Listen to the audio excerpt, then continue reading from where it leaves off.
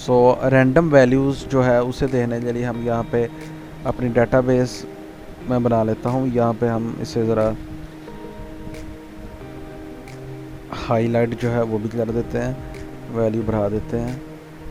अच्छा जी, अब यहाँ पे हम वैल्यूज़ जो हैं वो रैंडमली देना चाहते हैं, तो इसके लिए just press is equal to random.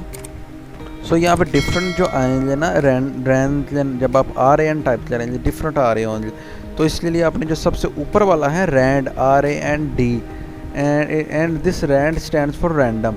So आपने ये इसे सेलेक्ट कर लेना है एंड देन ब्रैकेट ओपन है, आपने ब्रैकेट जो है वो बंद कर देनी है जी। सॉरी, ब्रैकेट ओपन है, आपने ब्रैकेट बंद कर देनी है and then just press enter. तो उसने रैंडमली की वैल्यू दे दी। इसी तरह से आप दूसरी वैल्यू जो है वो भी लिख सकते हैं, RAND, ब्रैकेट ओपन है, आपने ब्रैकेट बंद कर देनी है and then just press enter.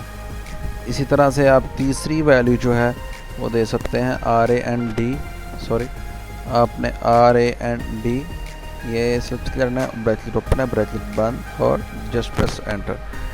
सो ये तीन वैल्यूज़ हैं और तीनों एक दूसरे से डिफरेंट हैं। तो आप ये चाहते हैं आप जो डाटा है उसे लार्ज रैंडम वैल्यूज़ जो हैं, लार्ज अमाउंट में रैंडम वैल्यूज़ जो है वो बनाना चाहते हैं, देन जस्ट सेलेक्ट दिस, ये तीनों जो है वो सेलेक्ट करें दिस वे। यहाँ से आप जाएंगे, सेलेक्ट करें and then drag it down. आप इसे जितना भी नीचे ले जाएं, ये जितनी वैल्यूज़ भी आएंगी ये सब जो हैं ये रैंडम है और एक दूसरे से डिफरेंट है। इनमें से ऐसी कोई वैल्यू भी नहीं है जो एक दूसरे से मिलती हो। ये आप देख सकते हैं, ये तमाम वैल्यूज़ बिलो ज़ीरो हैं, सॉरी बिलो 1 है, बिटवीन 0 एंड 1, और ये तमाम वैल्यूज़ जो हैं वो एक दूसरे से नहीं मिल रही। ये आप देख सकते हैं जी। अच्छा, हम चाहते हैं वैल्यूज़ जो हैं वो बिलो 1 और बिटवीन 0 एंड 1 ना हो, वो बिटवीन 1 एंड 100 हो। सो इसके लिए भी बहुत आसान जो है वो वैल्यूज़ है, रैंडम वैल्यूज़ बिटवीन 1 एंड 100। तो इसे हम ज़रा वाइड कर लेते हैं जी, इसे हम हाईलाइट भी कर लेते हैं जी, और इसमें हम कलर्स जो हैं वो भी फिल कर देते हैं। अच्छा जी, सो हम इसे जो है उसी तरह से टाइप करेंगे, RAND and then just press bracket open and then just bracket close. So now अब इसे हम मल्टीप्लाई करेंगे 100 से, मल्टीप्लाई शिफ्ट और 8 से एंड प्रेस 100 टाइप कर दें and then just press enter. So उसने वैल्यू जो है 8 से तो बड़ी है, 100 से छोटी है वो दे दी। इसी तरह से दूसरी वैल्यू RAND,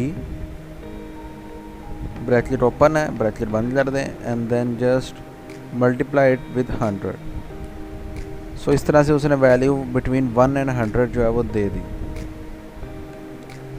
सॉरी, इसे हम दोबारा से ऊपर ले जाते हैं, ये इस तरह से है।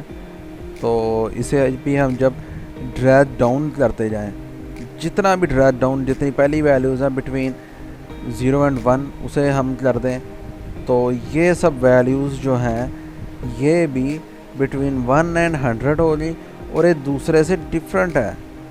ये वैल्यूज़ जो हैं अब ये भी एक दूसरे से डिफरेंट है।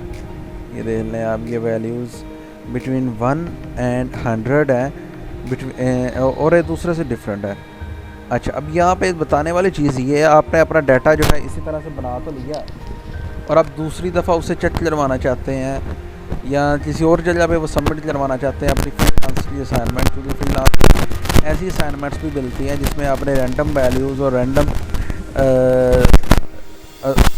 सोर्शन ऑफ डाटा जो है वो देनी होती है और इसमें आपने रैंडमली वैल्यूज़ जो है वो देनी होती हैं।